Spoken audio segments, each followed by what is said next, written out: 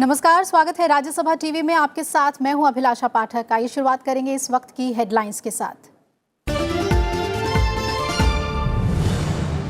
Mission शक्ति का सफल परीक्षण कर अंतरिक्ष के क्षेत्र में महाशक्ति बना भारत। अमेरिका, रूस और चीन के बाद बना लो अर्थ ऑर्बिट में लाइव सैटेलाइट को मार गिराने वाला चौथा देश। उपराष्ट्रपति, प्रधानमंत्री समेत कई नेताओं ने वैज्ञानिकों को दी बधाई।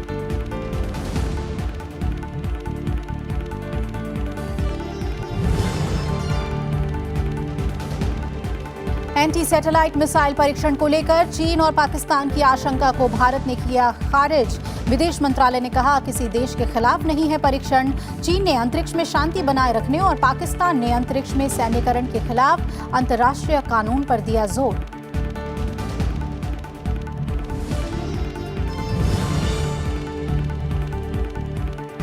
पश्चिम बंगाल में तृणमूल कांग्रेस का घोषणा पत्र जारी। बीजेपी ने गुजरात में 3 और लोकसभा सीटों के लिए उम्मीदवारों के नामों का किया ऐलान। प्रियंका गांधी ने अमेठी में बूथ कार्यकर्ताओं से किया संवाद।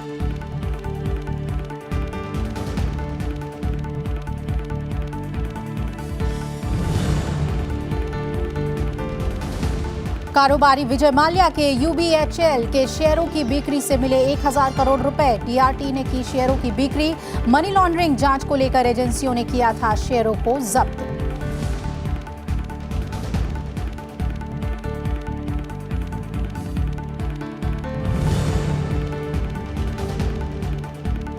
और Sultan Azlan Shah hockey tournament में मनप्रीत सिंह की हैट्रिक की बदौलत भारत ने कनाडा को 7-3 से हराया।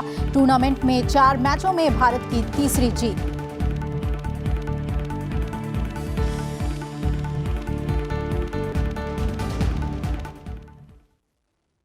भारत अंतरिक्ष महाशक्ति बन गया है। बुलेटिन में सबसे पहले बात हम इसी की करेंगे। भारत ने आज एंटी सैटेलाइट मिसाइल का सफल परीक्षण करते हुए स्पेस वॉर के क्षेत्र में नया मुकाम हासिल कर लिया। प्रधानमंत्री नरेंद्र मोदी ने खुद देश को इस उपलब्धि की जानकारी दी और साथ ही इसरो और डीआरडीओ के वैज्ञानिकों को बधाई भी दी।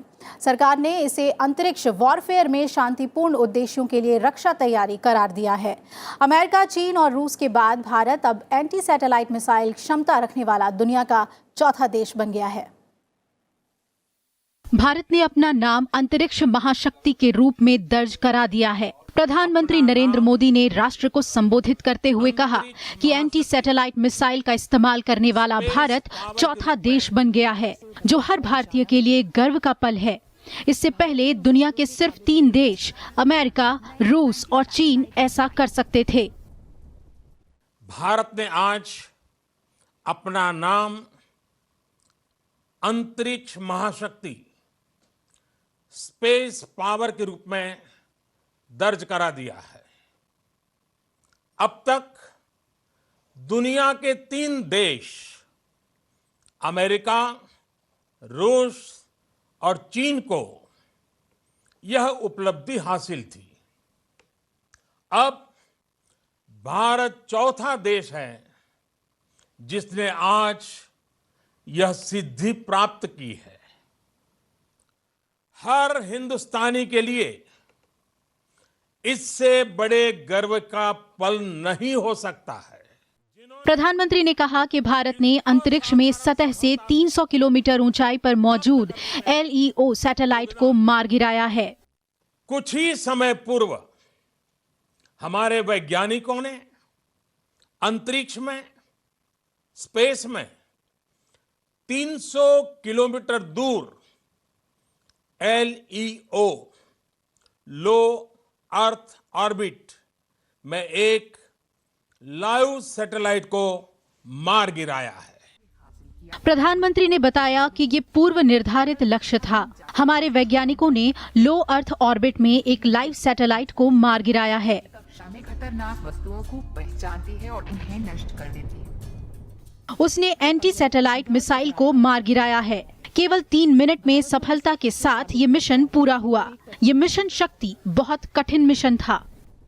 LEO लो ऑर्बिट में यह लाइव सैटेलाइट, जो कि एक पूर्व निर्धारित लक्ष्य था, उसे एंटी सैटेलाइट ASAT मिसाइल द्वारा मार गिराया गया है। सिर्फ 3 मिनट में सफलतापूर्वक यह ऑपरेशन पूरा किया गया है। मिशन शक्ति यह अत्यंत कठिन ऑपरेशन था। उन्होंने कहा कि ये परीक्षण किसी भी अंतर्राष्ट्रीय संधि का उल्लंघन नहीं करता। हमारा मकसद शांति बनाए रखना है, युद्ध का माहौल बनाना नहीं। भारत हमेशा से ही अंतरिक्ष में हथियारों की होड़ के विरुद्ध रहा है और इससे इस नीति में कोई बदलाव नहीं आया है। आज का यह परीक्षण किसी भी तरह के अंतर्राष्ट्रीय कानून अथवा संधि समझौतों का उल्लंघन नहीं करता है।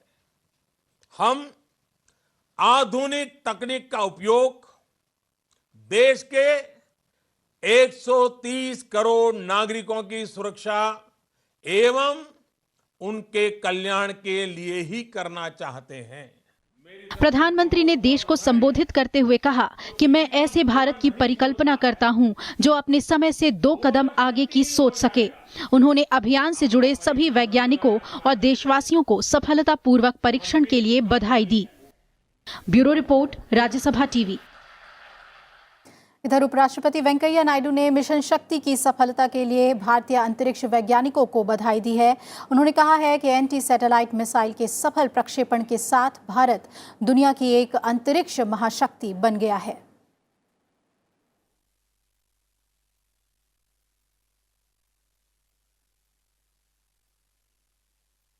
वहीं केंद्रीय मंत्री अरुण जेटली ने आज मिशन शक्ति की कामयाबी पर बीजेपी की ओर से बयान दिया। उन्होंने कहा कि ये क्षमता दुनिया में बदलती जियोपॉलिटिक्स के लिहाज से काफी अहम है। बहुत समय पहले से हमारे वैज्ञानिकों के पास इसे बनाने की क्षमता थी, लेकिन पिछली केंद्र सरकार ने इसकी अनुमति नहीं दी।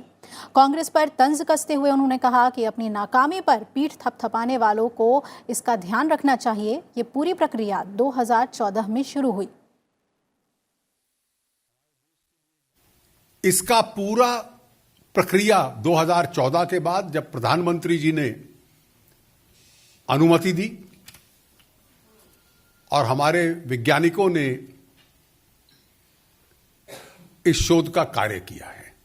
जो पुराने युद्ध होते थे और जो अगले युग के युद्ध होंगे वो अलग अलग होंगे। इस विश्व की उस जियोपॉलिटिकल सिचुएशन में है जिसमें हमारी तैयारी ही हमारा सबसे बड़ा डेटरेंट है। भारत की केवल शक्ति ही नहीं बढ़ेगी, हमारी क्षमता की इस क्षेत्र के अंदर हम शांति कायम रखें। वहीं कांग्रेस, टीएमसी, बीएसपी समेत कई दलों ने मिशन शक्ति की कामयाबी को लेकर प्रधानमंत्री के संबोधन को सियासत करार दिया है। इस पर पलटवार करते हुए बीजेपी नेता और वित्त मंत्री अरुण जेटली ने कहा कि विपक्ष को इस पर सवाल उठाने की जगह देश के बढ़ते आत्मविश्वास और वैज्ञानिकों के साथ खड़ा होना चाहिए। मुझे लगता है कि बालाकोट और पुलवामा में एक ऐतिहासिक भूल करने के बाद इतिहास ने हिंदुस्तान के विपक्ष को एक और अवसर दिया उस गलती को सुधारने का, कि जब हमारे वैज्ञानिकों ने अब देश की ताकत बढ़ाई है, कम से कम उस देश के विश्वास के साथ, देश के कॉन्फिडेंस के साथ, उन वैज्ञानिकों के साथ तो खड़े होकर अपना दायित्व निभाइए।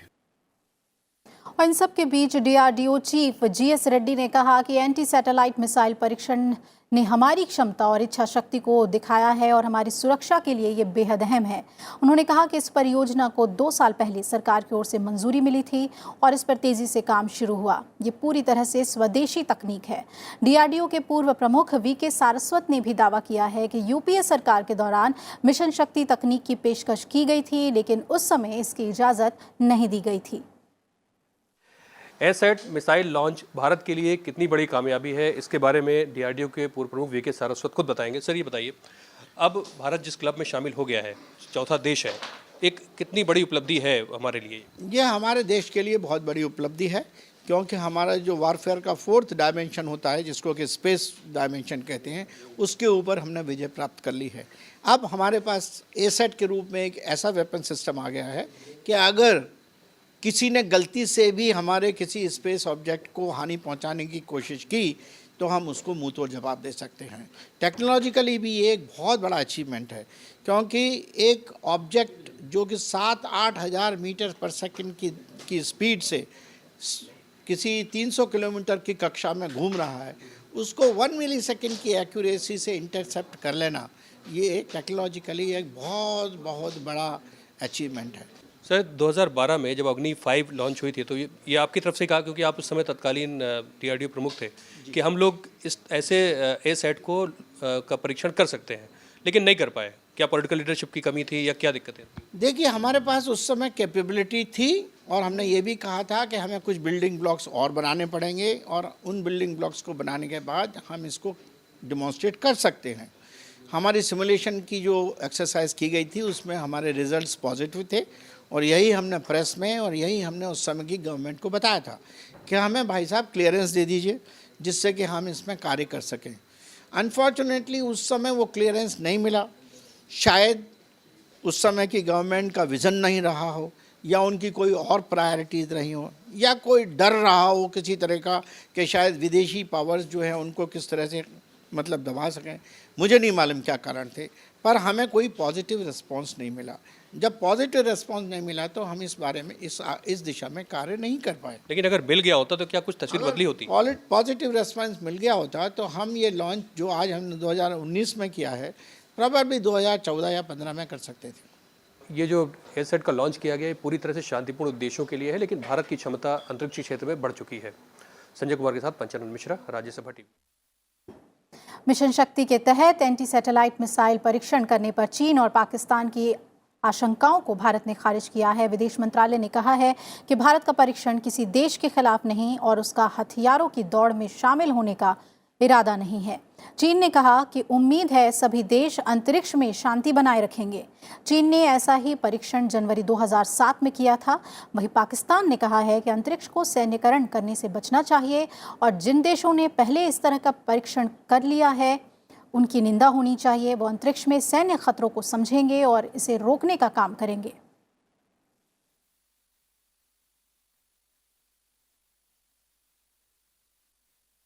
और आइए अब रुख कर लेते हैं लोकसभा चुनाव से जुड़ी हुई खबरों का।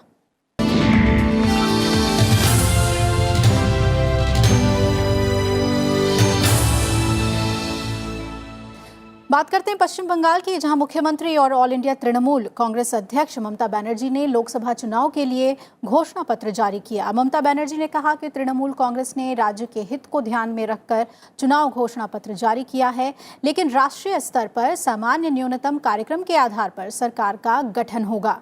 तृणमूल कांग्रेस जीएसटी समीक्षा करेगी और समीक्षा के बाद जीएसटी लागू किया जाएगा। तृणमूल कांग्रेस योजना आयोग को फिर से पुनर्जीवित करेगी। गौरतलब है कि पश्चिम बंगाल की 42 सीटों पर 7 चरण में चुनाव होने हैं।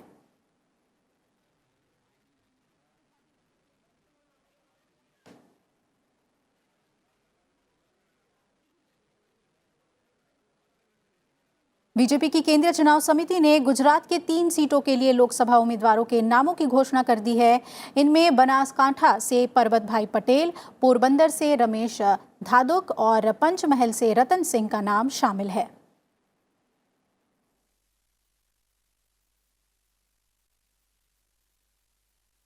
उधर प्रयागराज और वाराणसी का दौरा करने के बाद अब कांग्रेस महासचिव प्रियंका गांधी एक बार फिर उत्तर प्रदेश दौरे पर हैं। प्रियंका आज कांग्रेस अध्यक्ष राहुल गांधी के संसदीय क्षेत्र अमेठी पहुंची।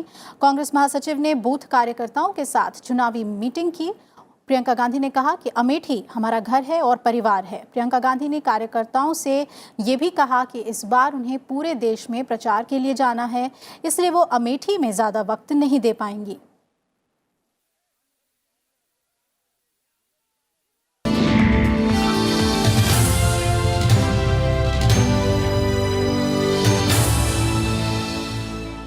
वक्त है एक ब्रेक का, फौरन हाजिर होते हैं, बने रहिए हमारे साथ।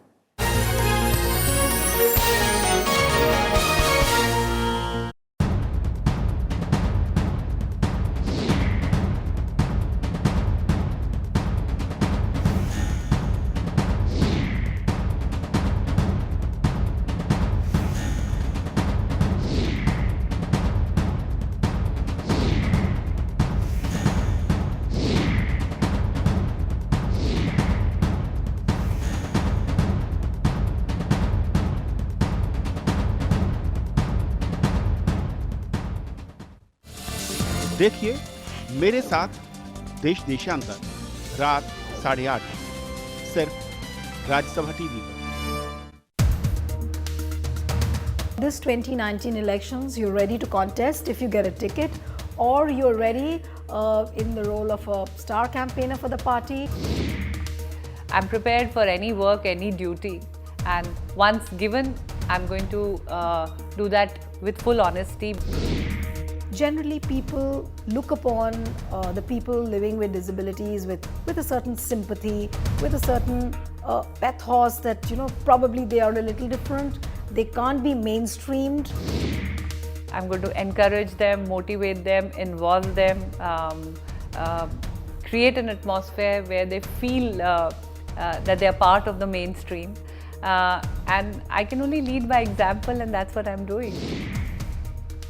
Watch to the point with the noted Paralympian Deepa Malik only on Rajya Sabha television.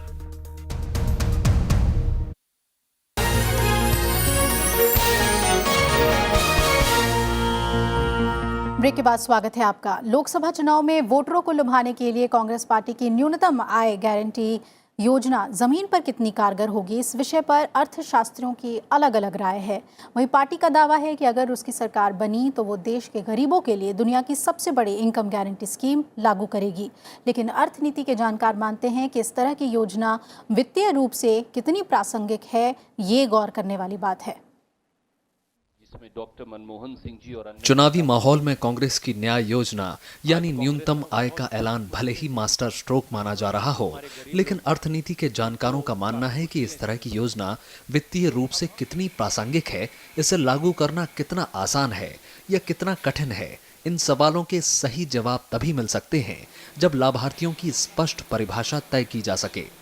आज एक बहुत हाई फिस्कल डेफिसिट है, बहुत बड़ा सरकारी घाटा 3.4% के करीब चल रहा है। ऐसे में इतने फंड्स हमारा कंट्री कहाँ से जुटाएगा, ये चीज़ मैं कांग्रेस से समझना चाहूँगा। दूसरी बात, जो गरीब भाई बहनों की मदद की हम बात कर रहे हैं, ये चीज़ आइडेंटिफाई करना, इस चीज़ को कंफर्म करना कि कौन हमारा भाई 5,000 कमा रहा है, कौन 8,000 कमा रहा है, मेरे हिसाब से एक डिफ़िकल्ट टास्क है हमारे देश में। कुछ अर्थशास्त्रियों का मानना है कि वित्तीय रूप से ये कितना व्यावहारिक है, इस बात पर भी निर्भर करेगा कि योजना को लागू करने के बाद मौजूदा सब्सिडी में से किस किस को वापस लिया जाएगा। अभी गरीबों को सस्ता खदान देने, किसानों के खाद और एग्रीकल्चर लोन के ब्याज पर सब्सिडी के मद में सरकारी खजाने से हर साल 2.5 लाख करोड़ रुपए खर्च होता है। इसके अलावा मनरेगा के तहत न्यूनतम रोजगार गारंटी स्कीम पर हर साल अतिरिक्त 50,000 करोड़ रुपए खर्च हो रहे हैं। अगर बाकी के भी सारी सब्सिडी के खर्चे जोड़ दिए जाएं तो करीब करीब आंकड़ा वहीं पहुंच जाएगा जितनी लागत न्यूनतम आय गारंटी स्कीम की आएगी, यानी करीब 3.60 लाख करोड़ रुपए। आप फर्टिलाइज़र सब्सिडी देते हैं, आप गैस सब्सिडी देते हैं, आप और तमाम किस्म की जो सब्सिडी देते हैं, तो उनके कार्यान्वयन में काफ़ी मुश्किलें आती हैं और अलग अलग स्कीम होने की वजह से कुछ पहुंचती हैं, कुछ नहीं पहुंचती हैं, और कुछ जो पहुंचती हैं तो डुप्लीकेशन मल्टीप्लिकेशन की संभावना है। तो अगर आप उन सब चीज़ों को एक जगह करके rather than giving poor benefits in the name of different kinds of subsidy, आप उन सबको इकट्ठा करके आप एक यूनिवर्सल बेसिक इनकम उनको दें तो शायद ये उनके लिए ज़्यादा लाभकारी सिद्ध होगा।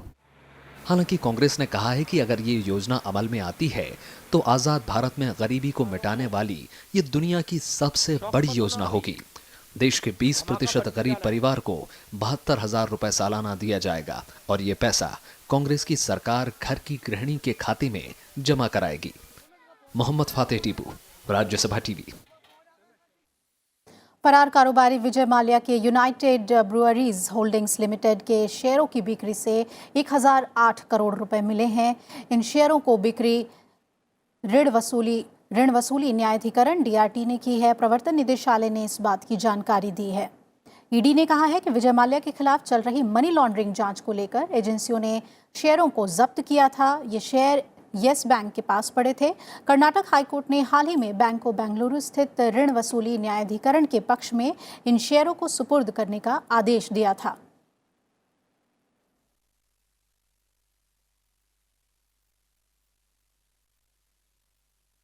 उपराष्ट्रपति एम वेंकैया नायडू ने देश के सभी शैक्षणिक संस्थानों से छात्रों को गुणवत्तापूर्ण, सस्ती, सार्थक शिक्षा मुहैया कराने पर जोर दिया। उपराष्ट्रपति ने ranking of engineering and management educational institutes in India कार्यक्रम में इंजीनियरिंग के छात्रों को पुरस्कार से सम्मानित किया। उपराष्ट्रपति ने कहा कि हमें हमेशा युवाओं की आकांक्षाओं, योग्यता और क्षमताओं का सम्मान करना होगा। उपराष्ट्रपति ने कहा कि उच्च गुणवत्तापूर्ण शिक्षा से संस्थान और छात्रों के बीच विश्वास का रिश्ता कायम होता है। साथ ही उन्होंने कहा कि ज्ञान आधारित वैश्विक अर्थव्यवस्था के उभरते अवसरों के इस्तेमाल के लिए देश के पेशेवर संस्थानों की अहम भूमिका है।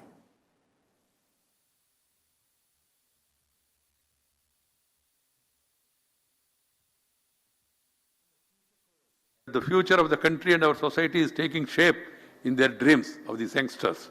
As a society, we need to respect aspirations, attitude and capabilities of our youth. We are fortunate that we have 65% of our population which is below 35 years of age.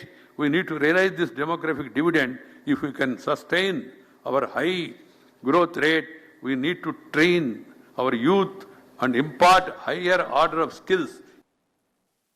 उपराष्ट्रपति एम वेंकैया नायडू ने पत्रकारों को निष्पक्षता के साथ दर्पण की तरह काम करने की सलाह दी है। उन्होंने कहा कि मीडिया को उन लोगों की आवाज बनना चाहिए जिनकी बात नहीं सुनी जाती। दिल्ली में एक मीडिया समूह के कार्यक्रम में उन्होंने कहा कि उन्हें विश्वास है कि भारत में मीडिया एक रचनात्मक दृष्टिकोण पर ध्यान देगा, समावेशी और सतत विकास के एजेंडे में भागीदार होगा। सरकार की योजनाओं की खामियों को गिनाने के साथ मीडिया सरकार की विकासात्मक पहलों और नीतियों को लोगों तक पहुंचाने का काम करेगा।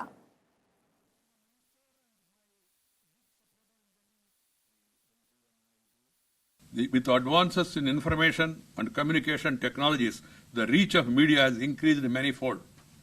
There is therefore a need for the media to handle its influencing capacity with a deeper sense of responsibility to the nation. It is often said that pen is mightier than the sword. Media should wield the immense power at its disposal with great discretion and self-restraint. It should be the democracy's most potent weapon in fighting social prejudices, fundamentalism, dogmatism and social evils. उधर Croatia यात्रा के तीसरे दिन आज राष्ट्रपति रामनाथ कोविंद ने वहां की राजधानी ज़ग्रेब में भारत क्रोएशिया आर्थिक मंच की बैठक को संबोधित किया। उन्होंने कहा कि भारत और क्रोएशिया के बीच व्यापार और निवेश की काफ़ी संभावनाएं हैं। इसे बढ़ाने के लिए दोनों देशों की कंपनियां आईटी, फार्मा, स्वच्छ ऊर्जा, रक्षा, बुनियादी ढांचा, मनोरंजन, सेवा समेत कई क्षेत्रों में सहयोग कर सकते हैं। राष्ट्रपति ने कहा कि भारत में कारोबार के लिए बेहतर माहौल बना है। उन्होंने make in India, digital India जैसे कार्यक्रम में सहयोग की पेशकश की। राष्ट्रपति रामनाथ कोविंद ने व्यापार, तकनीक और निवेश के क्षेत्र में दोनों देशों की कंपनियों को मिलकर काम करने की बात की। I invite Indian and Croatian businesses to partner with each other for trade, technology and investment collaboration. In today's globalized world, we cannot think only in terms of export and import. We must also look at integrating our value and supply chains to derive maximum benefit. I am happy that India-Croatia Business Council has been set in place. We need to energize it and seek its assistance in identifying new areas of cooperation. Sultan Azlan Shah cup में मनप्रीत की hat trick गोल की बदौलत भारतीय hockey team ने बुधवार को Sultan Azlan Shah hockey cup में Canada को 7-3 से हरा दिया। भारत की तरफ से मनप्रीत सिंह ने 20वें, 27वें और 29वें मिनट, वरुण कुमार ने 12वें मिनट, अमित रोहिदास 39वें मिनट, विवेक प्रसाद 55वें मिनट और 98वें मिनट में नीलकांत शर्मा ने निर्णायक गोल दागा और भारत को जीत दिलाई। बता दें कि भारत की ये टूर्नामेंट में 4 मैचों में तीसरी जीत है। ये मैच ड्रॉ रहा था। इससे पहले भारतीय हॉकी टीम ने मंगलवार को मेजबान मलेशिया को 4-2 से पराजित किया था। इसी के साथ इस बुलेटिन में फिलहाल इतना ही। जुड़े रहिए हमारे साथ, खबरें लगातार जारी हैं। नमस्कार।